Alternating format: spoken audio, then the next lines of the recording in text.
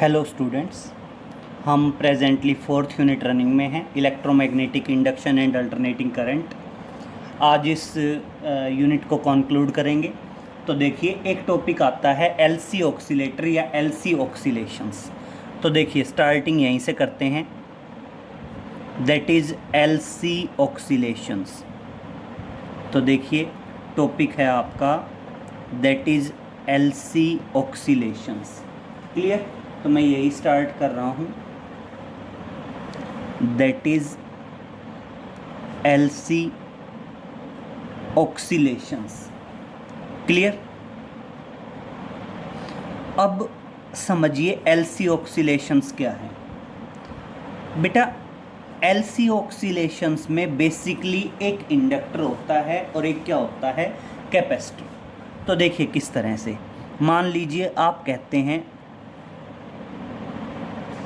एक इंडक्टर है जिसकी इंडक्टेंस है L। क्लियर? और एक है बेटा कैपेसिटर जिसकी कैपेसिटेंस है C।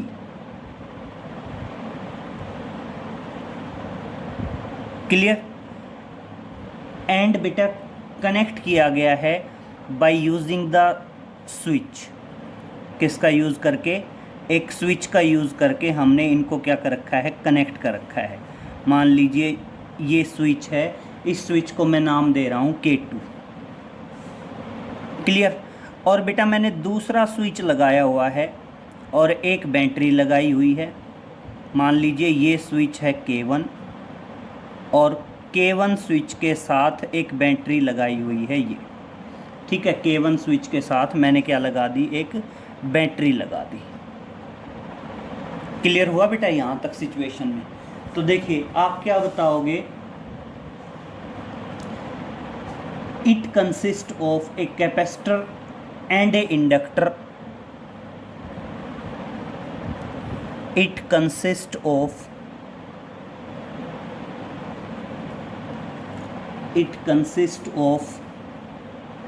A capacitor of capacitance C, a capacitor of capacitance C and an inductor of inductance L,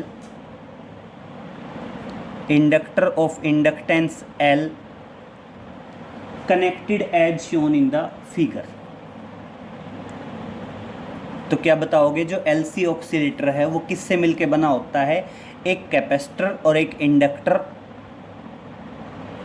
are connected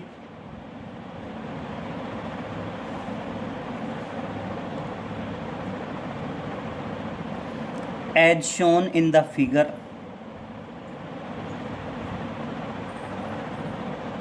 by using the switch K1 and K2। Clear?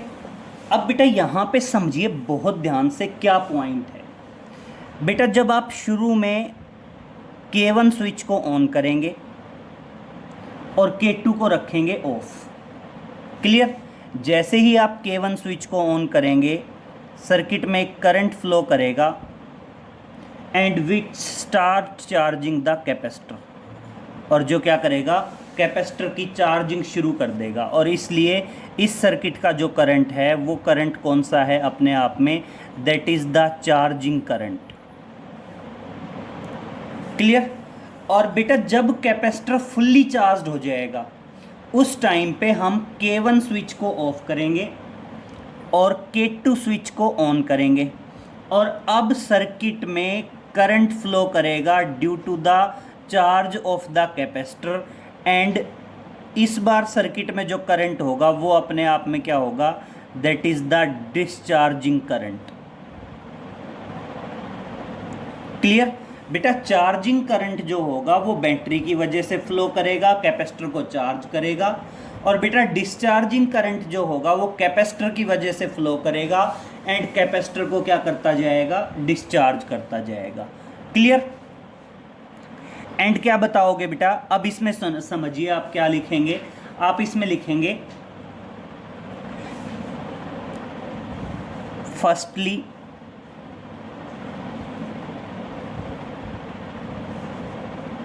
Charge the capacitor. क्या करोगे, firstly charge the capacitor bye using the battery, by using the battery and switch K1 and keep the switch K2 off। तो देखिए बेटा, initial stage में आप K1 switch को on करेंगे और बैटरी से आपका कैपेसिटर चार्ज हो जाएगा और आपने K2 स्विच को क्या रखना है, ऑफ रखना है। Clear. And now switch off the key K1 after charging the capacitor, after charging the capacitor, and now discharge the capacitor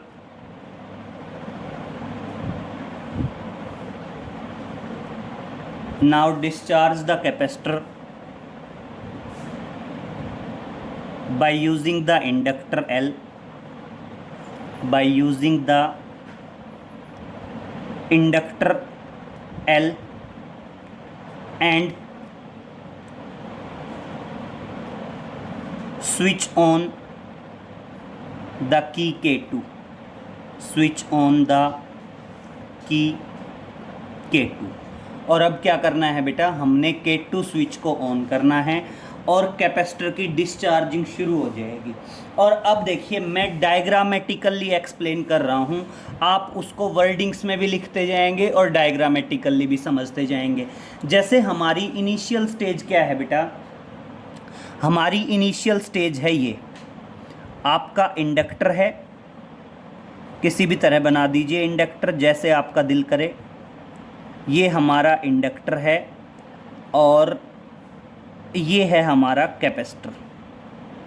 clear बेटा। इनिशियल स्टेज क्या है, इनिशियल स्टेज है capacitor get fully charged. Capacitor क्या है बेटा, fully charged है। Clear. And there is no any flow of current in the circuit. और मान लीजिए सर्किट में करंट क्या है बेटा, ज़ीरो है। सर्किट में किसी तरह की कोई करंट का फ्लो नहीं हो रहा। क्लियर। अब सिचुएशन समझिए। अब बेटा सिचुएशन क्या होगी, धीरे धीरे कैपेसिटर का करंट कम होता जाएगा।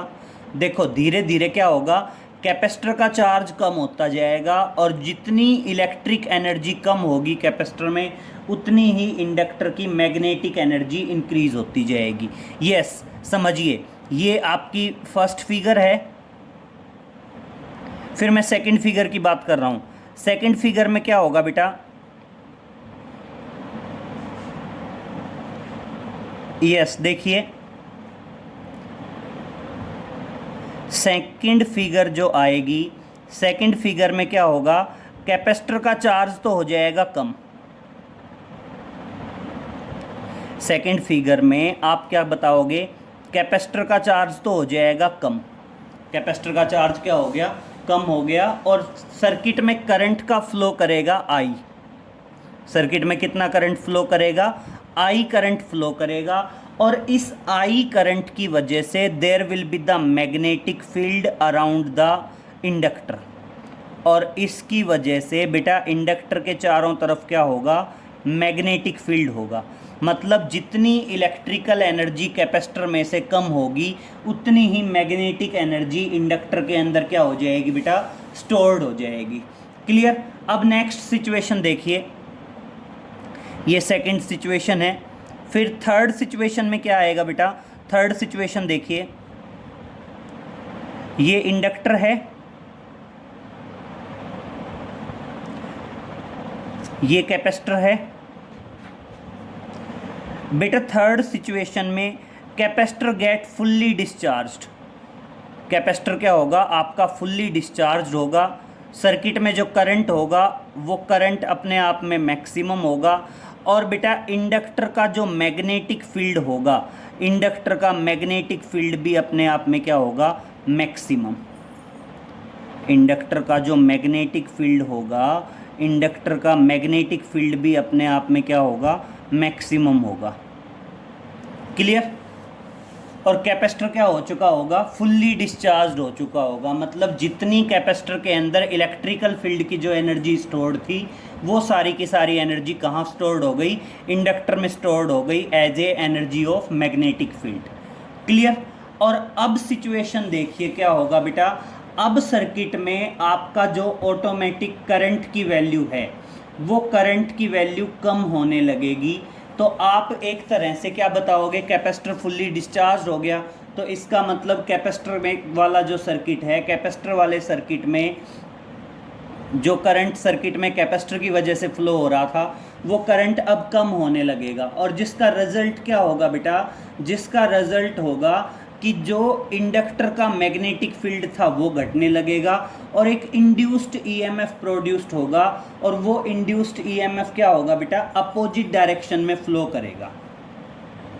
वो इंड्यूस्ड ईएमएफ क्या, वो इंड्यूस्ड करंट क्या होगा बेटा, अपोजिट डायरेक्शन के अकॉर्डिंग होगा। और जिसकी वजह से capacitor get charged in the opposite direction.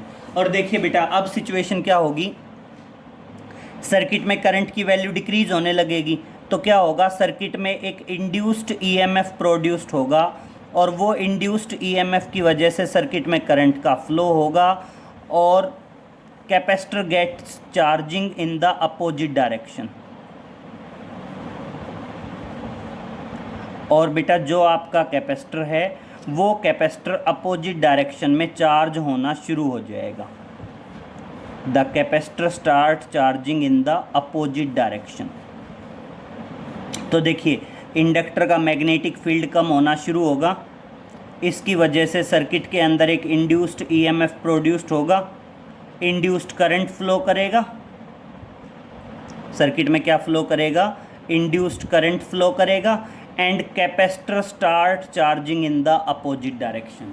और कैपेसिटर क्या होगा बेटा, अपोजिट डायरेक्शन में चार्ज होना शुरू हो जाएगा। क्लियर। और एट लास्ट क्या होगा बेटा, एट लास्ट सिचुएशन ये आएगी कि आपका जो इंडक्टर है, इंडक्टर का मैग्नेटिक फील्ड बिल्कुल जीरो हो जाएगा एंड आपका capacitor get fully charged in the opposite direction. और सर्किट के अंदर ऑटोमेटिक जो करंट की वैल्यू है वो जीरो होगी और आपका capacitor get fully charged in the opposite direction.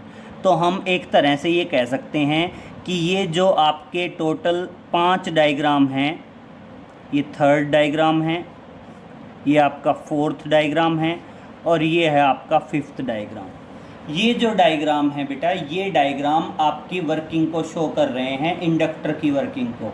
ठीक है। और इसलिए क्या कह देते हैं, इसे एलसी ऑक्सीलेटर कह देते हैं। और क्या बताओगे, if resistance of the circuit is zero, if resistance of the circuit is zero,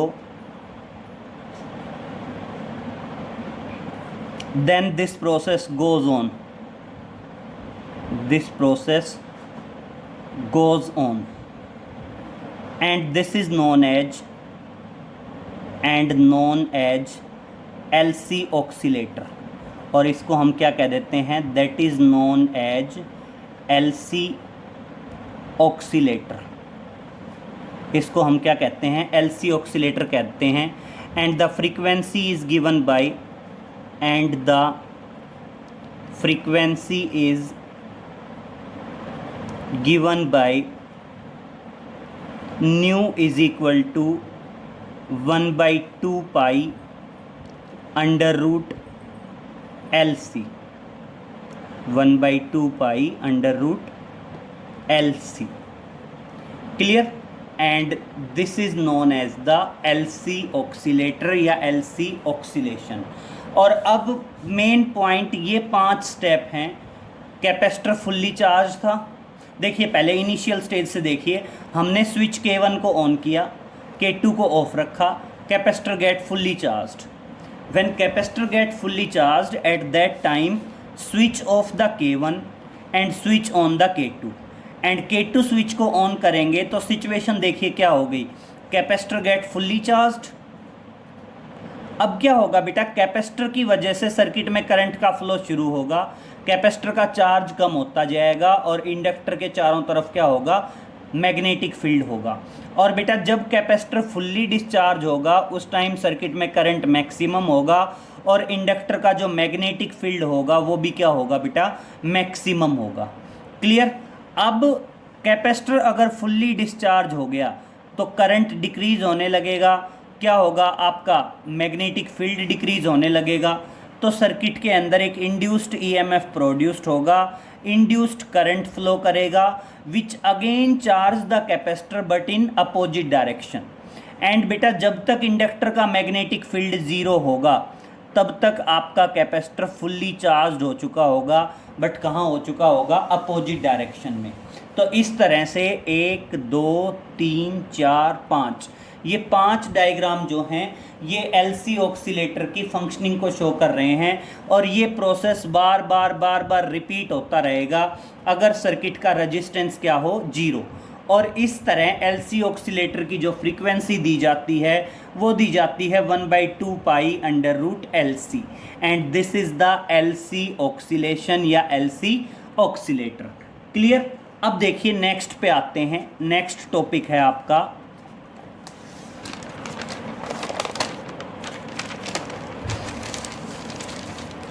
एक है advantage of AC over DC और एक है advantage of DC over AC. देखो हम दोनों टाइप के करंट पढ़ चुके हैं, अल्टरनेटिंग करंट और डायरेक्ट करंट। तो देखिए 2 चीजें आती हैं। सबसे पहले आता है advantage of AC over DC, that is advantages of alternating current over direct current, over direct current। Clear.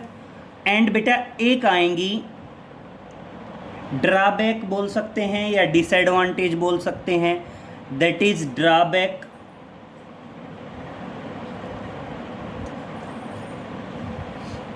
That is drawbacks of AC over DC कह सकते हैं या ड्रॉबैक्स ऑफ एसी बता सकते हैं इन कंपैरिजन टू डीसी। तो देखिए advantage में सबसे पहली बात समझिए बेटा, सबसे पहला पॉइंट है बेटा अल्टरनेटिंग करंट की वोल्टेज को कम या ज़्यादा कर सकते हैं ट्रांसफॉर्मर का यूज़ करके, डायरेक्ट करंट की वोल्टेज को कम या ज़्यादा नहीं कर सकते बाय यूजिंग द ट्रांसफॉर्मर। दूसरी बात, अल्टरनेटिंग करंट को लॉन्ग डिस्टेंस तक ट्रांसमिट किया जा सकता है by using the step up transformer, but DC can not be transmitted up to long distance. तो देखिए सबसे पहली एडवांटेज यही आएगी, AC can be transmitted, AC can be transmitted up to long distance, transmitted up to long distances by using step up transformer।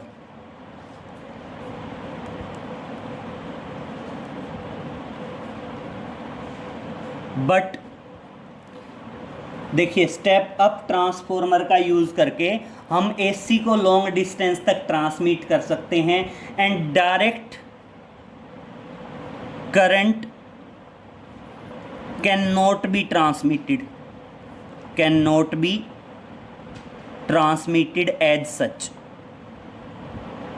Transmitted as such. इस तरह से हम डायरेक्ट करंट को ट्रांसमिट नहीं कर सकते। क्लियर। दूसरी बात क्या है बेटा, the AC is easier and cheaper to generate in comparison to DC because AC generator having the high efficiency. Clear. तो देखो नेक्स्ट क्या है, नेक्स्ट है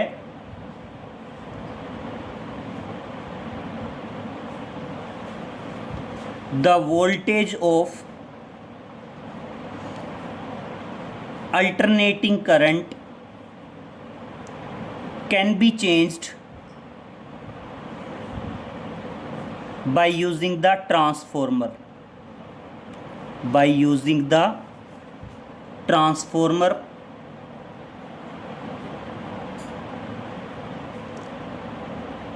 but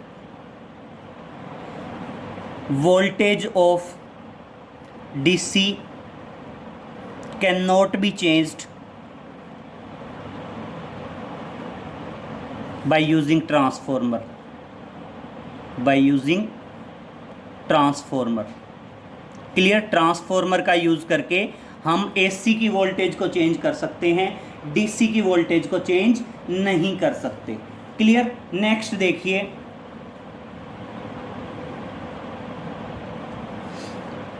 AC is easier and cheaper to generate, AC is easier and cheaper to generate than DC, to generate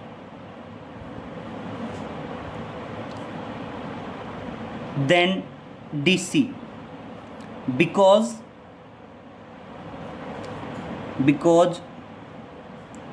AC generator having AC generator having high efficiency, high efficiency। Clear. तो इस तरह से आप क्या बताओगे,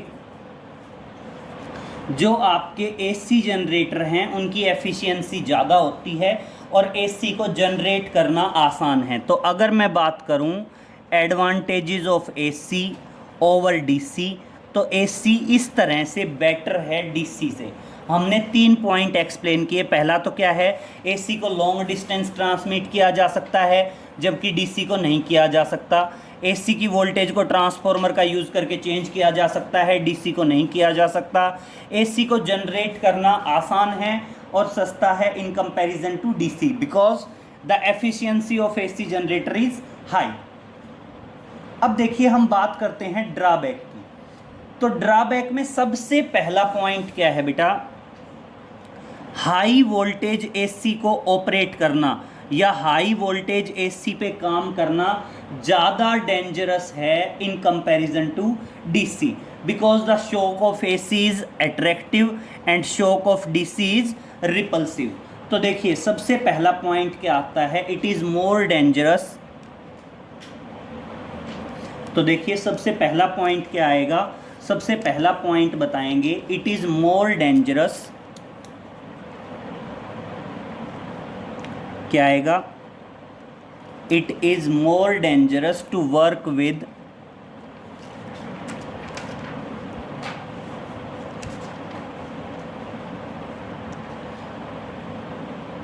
तो देखिए सबसे पहला पॉइंट क्या है, अगर आप हाई वोल्टेज AC पे काम करते हो तो वो ज़्यादा डेंजरस होगा in comparison to high voltage DC।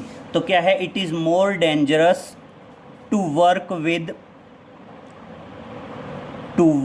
With high voltage AC, to work with high voltage AC। Clear बेटा।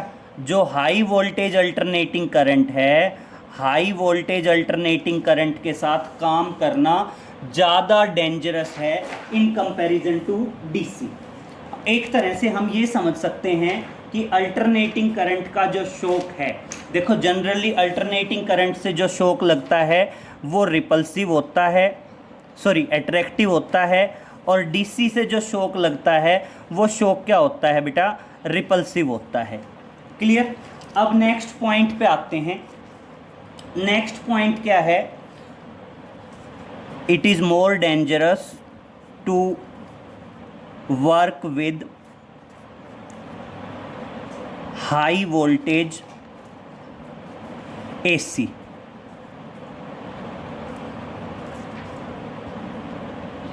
क्लियर? दूसरा पॉइंट कह सकते हैं the shock of alternating current is attractive and shock of direct current is repulsive. ये point आप ध्यान रखना, अच्छा पॉइंट है कि जो शॉक होगा अल्टरनेटिंग करंट का, वो अल्टरनेटिंग करंट का शॉक क्या होता है बेटा? अट्रैक्टिव होता है। एंड डायरेक्ट करंट का शॉक क्या होता है? रिपल्सिव। तो क्या बताएंगे? The shock of AC is attractive, the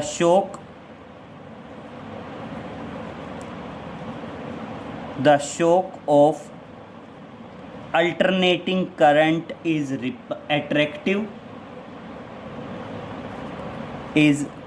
attractive, whereas the shock of DC is repulsive, whereas the DC is repulsive।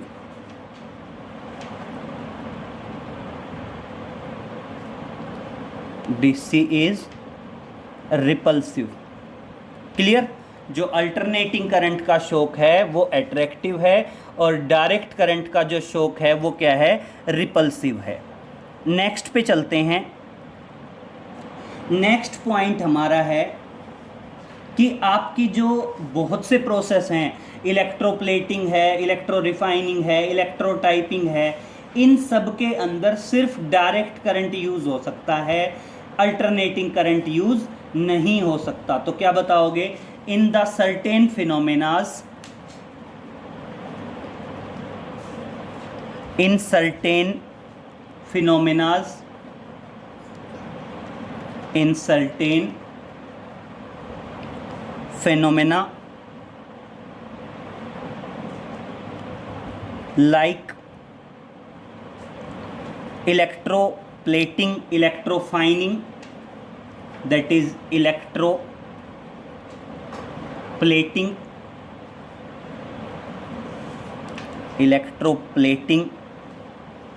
and electrofining। देखो बहुत से प्रोसेस होते हैं, इलेक्ट्रोप्लेटिंग एंड इलेक्ट्रोफाइनिंग। इन सभी प्रोसेसेस के अंदर सिर्फ और सिर्फ हम क्या यूज़ कर सकते हैं? डायरेक्ट करंट यूज़ कर सकते हैं। इन सभी प्रोसेस में क्या हो सकता है? डायरेक्ट करंट यूज़ हो सकता है, अल्टरनेटिंग करंट को हम यूज़ नहीं कर सकते। क्लियर? तो आप क्या बताओगे? इन इलेक्ट्रोप्लेटिंग या इलेक्ट्रोफाइनिंग, इलेक्ट्रोप्लेटिंग या इलेक्ट्रोफाइनिंग जो है इनके अंदर DC करंट यूज़ हो सकता है, AC करंट यूज़ नहीं होगा। क्लियर? तो इस तरह से अगर मैं बात करूं ड्रॉबैक या disadvantage of AC over DC, तो इस डिसएडवांटेज में मेनली हमारी बेटा 3 डिसएडवांटेज आएंगी। 3 डिसएडवांटेज क्या आएंगी? 3 डिसएडवांटेज आएंगी। पहली आएगी आपकी कि जो हाई वोल्टेज AC है, हाई वोल्टेज AC ज़्यादा डेंजरस होगी in comparison to high voltage DC। Clear? क्यों ऐसा क्यों होगा? क्योंकि आपकी जो हाई वोल्टेज AC होगी उसका जो शॉक होगा वो शॉक कैसा होगा? वो अट्रैक्टिव नेचर का होगा। और जबकि आपकी जो हाई वोल्टेज DC होगी, हाई वोल्टेज DC का जो शॉक होगा वो कैसा होगा बेटा? रिपल्सिव नेचर का होगा। क्लियर? तो एक तो ये प्रोसेस आया कि it is more dangerous to work with high voltage AC। दूसरा क्या आया? The shock of alternating current is attractive whereas direct current is repulsive. और थर्ड वन क्या बताओगे बेटा? द सर्टेन फिनोमेनाज, कुछ प्रोसेस हैं या कुछ फेनोमेना हैं जो सिर्फ और सिर्फ डायरेक्ट करंट की हेल्प से हो सकते हैं, अल्टरनेटिंग करंट की हेल्प से वो फिनोमेना कैरिड आउट नहीं हो सकते। तो थर्ड क्या आया, in certain phenomenas like electroplating, इलेक्ट्रोफाइनिंग,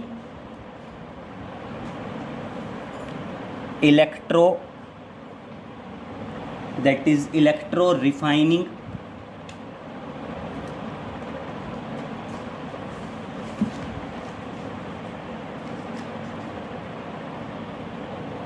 in certain phenomena like electroplating, electrofining, only direct current can be used।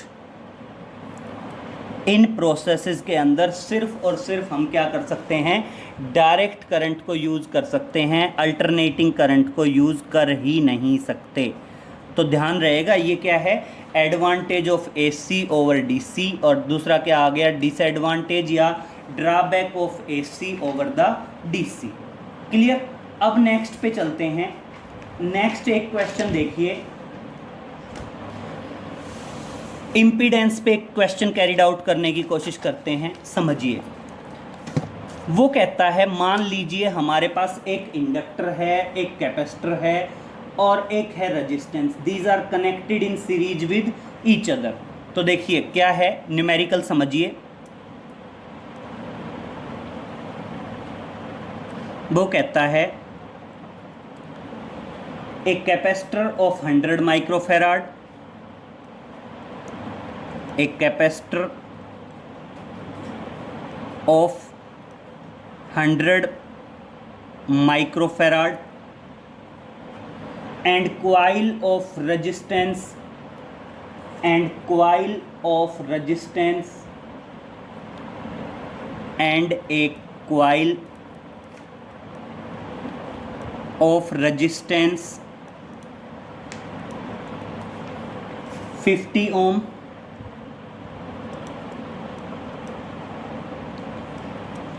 and inductance 0.5 ohm and inductance 0.5 Henry are connected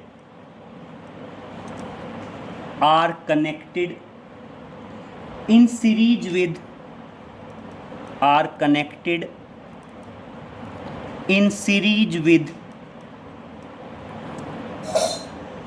110 volt and 50 hertz source and अब है बेटा calculate RMS current in the circuit and also calculate the phase difference and also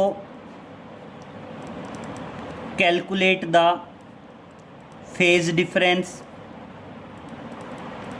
between current and voltage, between current and voltage।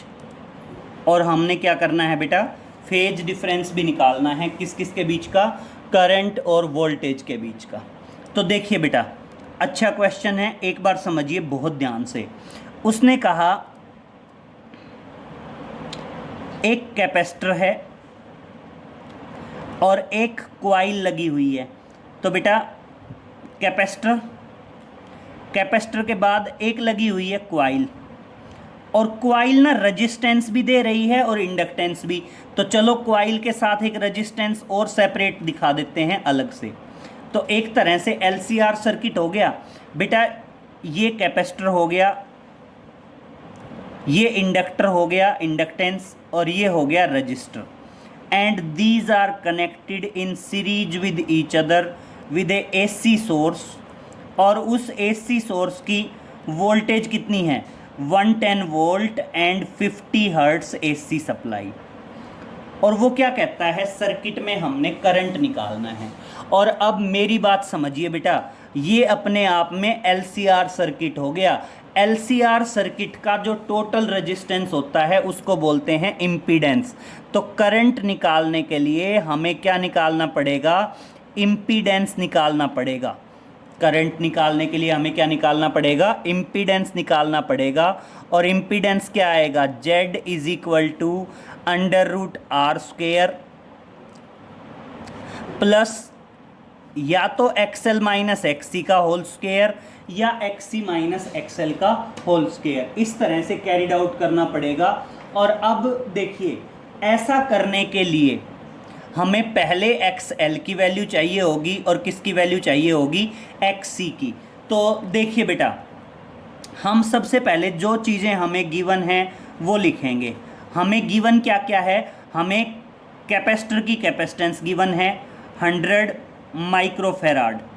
बेटा microfarad को मतलब 10⁻⁻6 farad, और ये cancel होगा तो कुल मिला के 10⁻⁻4 फेराड आएगा। दूसरा क्या है, इंडक्टर के इंडक्टेंस गिवन है, दैट इज 0.5 हेनरी। और बेटा रजिस्टेंस गिवन है कितना, 50 ओम। इतनी चीज़ें गिवन हैं। तो हम सबसे पहले क्या करेंगे बेटा, XL और XC की वैल्यू निकालेंगे। तो देखिए XL किसके बराबर आएगा, XL आएगा बेटा 2 पाई न्यू इंटू L। तो देखिए 2 पाई की वैल्यू 3.14, न्यू फ्रीक्वेंसी कितनी है बेटा 50 हर्ट्स, और इंडक्टेंस L की वैल्यू है बेटा 0.5 ओम। क्लियर। और जब इसको सोल्व करते हैं तो ये आता है, आप सबको सोल्व करेंगे तो ये आएगा 157। और बेटा है तो ये इंडक्टिव रिएक्टेंस, लेकिन है तो रेजिस्टेंस, और रेजिस्टेंस है तो मेजरिंग यूनिट क्या आएगी, ओम। XL की मेजरिंग यूनिट क्या होती है, ओम होती है। तो कितना आया, 157 ओम आया। फिर दूसरी हम वैल्यू निकालेंगे XC की। अब देखिए XC क्या आएगा, XC आएगा 1/2 पाई न्यू इंटू C। तो देखिए 1/2 पाई की वैल्यू 3.14, फ्रीक्वेंसी 50, और कैपेसिटेंस आ गई बेटा 10⁻⁻4। नीचे है 10⁻⁻4 और पलट के ऊपर आएगा, और सोल्व करेंगे तो ये आएगा दैट इज़ 31.85। कितना आएगा, 31.85। और ये भी रेजिस्टेंस है तो मेजरिंग यूनिट क्या आएगी, ओम। तो ध्यान रखना, कहने के लिए इंडक्टिव रिएक्टेंस कैपेसिटिव रिएक्टेंस हैं, लेकिन ये अपने आप में रेजिस्टेंस हैं और इनकी मेजरिंग यूनिट यही आएगी, ओम आएगी। अब देखिए Z निकालेंगे। यस, तो Z क्या आएगा, √R²। √R² क्या आएगा बेटा, दैट इज 50 का स्क्वायर प्लस XL की वैल्यू क्या है 157, माइनस करेंगे 31.85, और जो भी आएगा उसका स्क्वायर करेंगे और अंडर रूट करेंगे। और इस तरह से जब हम इसको सोल्व करते हैं तो Z की वैल्यू आ जाती है बेटा आपकी, दैट इज़ 134.77। और ये इम्पीडेंस है, और ये भी क्या है, एक टाइप का रेजिस्टेंस है। बेटा मेरी बात बहुत ध्यान से सुन लो, इम्पीडेंस हो, इंडक्टिव रिएक्टेंस हो या कैपेसिटिव रिएक्टेंस हो, सबकी मेजरिंग यूनिट ओम रहने वाली है। सबकी मेजरिंग यूनिट क्या रहने वाली है, ओम रहने वाली है। अब देखिए उसने क्या कहा था, RMS वैल्यू ऑफ करंट निकालो। तो मेरी बात समझिए, RMS वैल्यू ऑफ करंट क्या आएगा, RMS वैल्यू ऑफ वोल्टेज और अपॉन क्या आ जाएगा, इम्पीडेंस Z आ जाएगा। तो देखिए जो वोल्टेज गिवन है ये ऑटोमेटिक RMS वोल्टेज है, तो कितनी आ गई 110 वोल्ट, और अपॉन कितना आ जाएगा 134.77। और इसको सॉल्व करेंगे तो ये ऑटोमेटिक हमारा क्या आएगा, RMS वैल्यू ऑफ करंट आएगा। और इस तरह से RMS वैल्यू ऑफ करंट बराबर होगा that is 0.816 ohm. Sorry, current है, करंट की मेजरिंग यूनिट क्या आएगी, that is ampere, that is 0.816 ampere. This is the RMS value of current. और अब देखिए बेटा लास्ट वन है फेज डिफरेंस, और LCR सर्किट में आपका जो फेज डिफरेंस है वो फेज डिफरेंस हम टेंजेंट फाई से निकाल सकते हैं। और ये कहाँ से आएगा रिजल्ट? इम्पीडेंस ट्राइएंगल से, XL माइनस XC ओवर क्या आ जाएगा? R। ये वैल्यू यूज़ होगी XL minus XC over R। तो देखिए इस तरह से आपका टेंजेंट फाई किसके बराबर आएगा? XL 157 माइनस XC और अपॉन किसकी वैल्यू? R की वैल्यू, रेजिस्टेंस कितना है? 50। तो देखिए अपॉन तो आ गया 50, ऊपर कितना आएगा? XL कितना है आपका? XL है आपका 157। यहाँ देखिए आप ये कह रहे हो कि टेंजेंट फाई फेज डिफरेंस किसके बराबर होता है? XL minus XC by R। ये फॉर्मूला आप ध्यान रखोगे इम्पीडेंस ट्राइएंगल से। अब देखिए XL की वैल्यू कितनी है? XL की वैल्यू है 157 और XC की वैल्यू क्या है? That is 31.85। तो अगर बेटा सब्ट्रैक्ट करेंगे तो 51521 कितना आएगा? 125.15। और बेटा इस तरह से अगर आप फाई की वैल्यू निकालो तो फाई की वैल्यू किस में आ जाएगी? टेंजेंट इनवर्स में आ जाएगी। तो फेज डिफरेंस तो बेसिकली फाई है, तो फाई क्या आएगा? Tangent inverse 125.15 over 50। और ये क्या आ जाएगा बेटा? आपका फेज डिफरेंस आ जाएगा। तो क्लियर, इस तरह से LCR सर्किट में इम्पीडेंस निकलवाए, करंट निकलवाए या फेज डिफरेंस निकलवाए तो निकाल सकते हैं बेटा।